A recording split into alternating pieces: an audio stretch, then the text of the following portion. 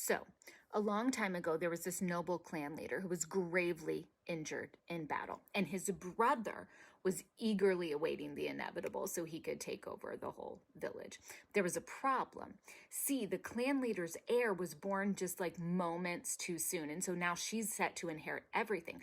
But to keep that from happening, the brother unalives the baby's mother, his sister-in-law, and he's gonna unalive the baby girl because he was real evil, y'all. And so he has this whole plan to make it look like their enemies had done this horrible thing and he couldn't stop them. So he runs out into the woods with the baby, but just before he could her, a pack of wolves circles him.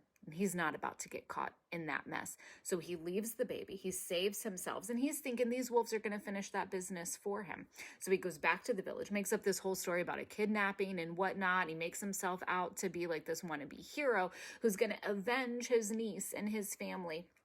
And then he goes on about his life, and he's thinking his whole plan works until one night, several years later, when those wolves start howling again.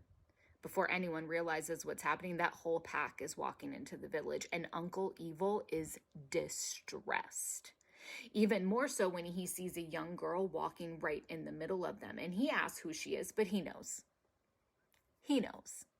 And without so much as a shiver, that little girl steps right up to him and says she's the rightful leader. And of course, he calls her a liar, but she has this birthmark on her arm that proves she's his niece and the true leader. And you'd think at that moment the people would revolt or the wolves would attack, but they didn't, because that little girl wouldn't let them. Because she was that kind of good. She was deep down good, the kind of good who would give even Uncle Evil a chance at redemption.